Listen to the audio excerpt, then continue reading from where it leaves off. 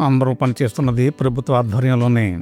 పనిచేసేది ఒకే సంస్థలో, చేసేది ఒకే పని. కానీ అందరికీ ఒకే రకమైన వేతనం ఎందుకు ఇవ్వడం లేదు? ఇది న్యాయమేనా అని వారు అడుగుతున్నారు. ఈ ఒక్క ప్రశ్నే ప్రస్తుతం ఏపీలోని ఉద్యోగులను ఉద్యమం బాట పట్టించింది. చలో విజయవాడకు దారి తీసింది. వేలాది మంది ఉద్యోగులు ఉద్యమం బాట పట్టి తమ నిరసనను తెలియజేశారు. ఆ వివరాలను ఇక్కడ చూద్దాం. చలో విజయవాడలో ఉద్యోగులు నిర్వహించిన నిరసనలను కేవలం ఉద్యోగులు ఎంతో కొంత జీతం పెంచాలని చేస్తున్న ఆందోళనగా చూడకూడదు. ప్రభుత్వ ఉద్యోగ వ్యవస్థలో చాలా కాలంగా కొనసాగుతున్న ఒక పెద్ద అసమానతకు గుర్తుగా మాత్రమే చూడాలి. ప్రస్తుతం ఈ నిరసనలు ఏపీఎస్ఆర్టీసీ అంటే పీటీడీలోని అవుట్సోర్సింగ్ ఉద్యోగులకు మాత్రమే పరిమితమైనప్పటికీ ఇతర శాఖల్లో కూడా ఇదే పరిస్థితి ఉందని గుర్తుపెట్టుకోవాలి. అందుకే ఈ ఉద్యమం కేవలం ఒక శాఖకు చెందిన ఉద్యోగుల సమస్యగా కాకుండా మొత్తం ఉద్యోగులందరి సమస్యగానే చూడాలి. ఒకవైపు ప్రజలకు నిరంతరం సేవలు అందిస్తున్న ఉద్యోగులు, మరోవైపు అదే సంస్థలో పనిచేస్తున్నప్పటికీ తమకు సమాన వేతనం, ఉద్యోగ భద్రత, చట్టబద్ధ హక్కులు లభించడం లేదని వారు ఆవేదన వ్యక్తం చేస్తున్నారు. అందుకే వారు చలో విజయవాడ నిరసనలు చేపట్టారు. ప్రస్తుతం ఏపీఎస్ఆర్టీసీలో అంటే పీటీడీలో సుమారు 8,000 మంది అవుట్సోర్సింగ్ ఉద్యోగులు వివిధ విభాగాల్లో పనిచేస్తున్నారు. వారిలో చాలామంది అనేక సంవత్సరాలుగా సేవలు అందిస్తున్నప్పటికీ ప్రభుత్వంలోని ఇతర శాఖల్లో పనిచేస్తున్న అవుట్సోర్సింగ్ ఉద్యోగులతో పోలిస్తే తమకు తక్కువ వేతనాలు చెల్లిస్తున్నారని వారు చెప్తున్నారు. ఒకే తరహాలో పనిచేస్తున్నప్పుడు వేతనాల్లో ఈ వ్యత్యాసం ఎందుకు ఉండాలని వారు ప్రశ్నిస్తున్నారు. అందుకే ప్రభుత్వ శాఖల అవుట్సోర్సింగ్ ఉద్యోగులతో సమానంగా తమకు వేతనాలు, భత్యాలు, ఉద్యోగ భద్రత కల్పించాలని వారు డిమాండ్ చేస్తున్నారు. సమాన పనికి సమాన వేతనం అనే సూత్రం అమలు కావాలని కోరుతున్నారు.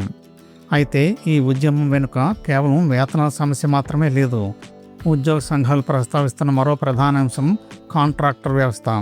ప్రస్తుతం చాలామంది అవుట్సోర్సింగ్ ఉద్యోగులకు కాంట్రాక్టర్ల ద్వారానే వేతనాలు చెల్లిస్తున్నారని, ఈ విధానం వల్ల పీఎఫ్, ఈఎస్ఐ వంటి చట్టబద్ధ ప్రయోజనాలు సరిగ్గా అమలవ్వడం లేదని, అనేక అవకతవకలు జరుగుతున్నాయని వారు ఆరోపిస్తున్నారు. అవుట్సోర్సింగ్ వ్యవస్థలో ఉద్యోగులకు సామాజిక భద్రత లేదని వారు వాపోతున్నారు. అందువల్ల కాంట్రాక్టర్ల ద్వారా వేతనాల చెల్లింపుల విధానాన్ని పూర్తిగా మార్చాలని వారు కోరుతున్నారు. ఉద్యోగులు మరో అంశంపై కూడా నిరసనలు వ్యక్తం చేస్తున్నారు. అదే ఉద్యోగ భద్రత. ఏళ్ల తరబడి సేవలు అందిస్తున్నప్పటికీ తమ భవిష్యత్తుపై స్పష్టత లేదని వారు చెప్తున్నారు.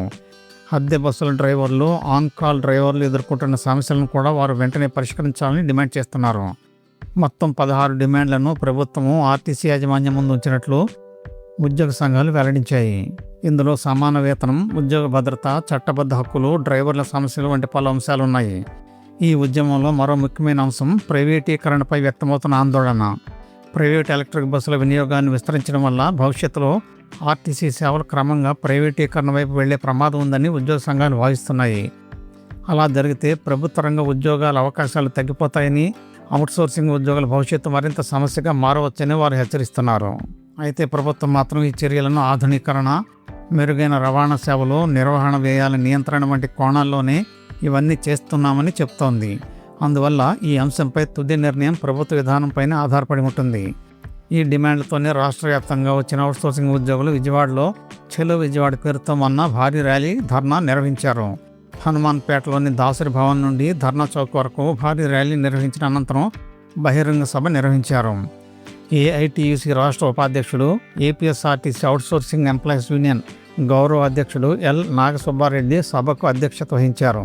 ఈ సందర్భంగా ఏఐటీయూసీ రాష్ట్ర ప్రధాన కార్యదర్శి ఎస్ వెంకట సుబ్బయ్య మాట్లాడుతూ ఆర్టీసీ అవుట్సోర్సింగ్ ఉద్యోగులకు ప్రభుత్వ శాఖల అవుట్సోర్సింగ్ ఉద్యోగులతో సమానంగా వేతనాలు, భత్యాలు చెల్లించాలని, ఉద్యోగ భద్రత కల్పించాలని డిమాండ్ చేశారు. కాంట్రాక్టర్ల ద్వారా వేతనాలు చెల్లించడం వల్ల పీఎఫ్, ఈఎస్ఐ వంటి చట్టబద్ధ హక్కుల అమల్లో సమస్యలు ఏర్పడుతున్నాయని ఆయన ఆరోపించారు. యూనియన్ రాష్ట్ర ప్రధాన కార్యదర్శి డి గంగాంజనేయులు మాట్లాడుతూ సమాన పనికి సమాన వేతనం, ఉద్యోగ భద్రత కల్పించడంతో పాటు ప్రైవేట్ ఎలక్ట్రిక్ బస్సుల ద్వారా ఆర్టీసీని ప్రైవేటీకరించే విధానాన్ని ఉపసంహరించుకోవాలని కోరారు. ప్రభుత్వం ముందు, ఆర్టీసీ యాజమాన్యం ముందు వచ్చిన 16 డిమాండ్లను వెంటనే పరిష్కరించాలని, లేదంటే రాష్ట్ర వ్యాప్తంగా ఉద్యమాన్ని మరింత ఉధృతం చేస్తామని, అవసరమైతే సమ్మెకు కూడా వెళతామని వారు హెచ్చరించారు. ఈ కార్యక్రమంలో ఏపీఎస్ఆర్టీసీ ఎంప్లాయీస్ యూనియన్ రాష్ట్ర అధ్యక్షుడు పలిశెట్టి దామోదర్రావు, ఏఐటీయూసీ నాయకులు, అవుట్సోర్సింగ్ ఉద్యోగుల సంఘాల ప్రతినిధులు, రాష్ట్ర వ్యాప్తంగా వచ్చిన కార్మికులు పెద్ద సంఖ్యలో పాల్గొన్నారు. అసలు ప్రశ్న ఏంటంటే ప్రభుత్వం ఈ డిమాండ్లపై ఎలా స్పందిస్తుంది? సమాన వేతనం, ఉద్యోగ భద్రత, పీఎఫ్, ఈఎస్ఐ అమలు, కాంట్రాక్టర్ వ్యవస్థలో మార్పులు, ప్రైవేటీకరణపై వ్యక్తమవుతున్న ఆందోళనపై చర్చలు ప్రారంభిస్తుందా, లేక ఈ ఉద్యమం రాష్ట్ర వ్యాప్తంగా మరింత విస్తరించి ఆర్టీసీ సేవలపై ప్రభావం చూపే స్థాయికి చేరుకుంటుందా? రాబోయే రోజుల్లోనే ఈ ప్రశ్నలకు సమాధానం లభిస్తుంది. అయితే ఒక విషయం మాత్రం స్పష్టంగా కనిపిస్తోంది. ఈ పోరాటం కేవలం కొంత వేతనం పెంచుకోవడానికి మాత్రమే కాదని, ఉద్యోగుల గౌరవం, సమానత్వం, ఉద్యోగ భద్రత, కార్మిక హక్కుల కోసం జరుగుతుందని ఉద్యోగ సంఘాలు చెప్తున్నాయి. ప్రభుత్వము, ఆర్టీసీ యాజమాన్యము, ఉద్యోగ సంఘాల మధ్య జరిగే తదుపరి చర్చలే ఈ సమస్యకు ఎలాంటి పరిష్కారం లభించబోతుందో నిర్ణయిస్తాయి.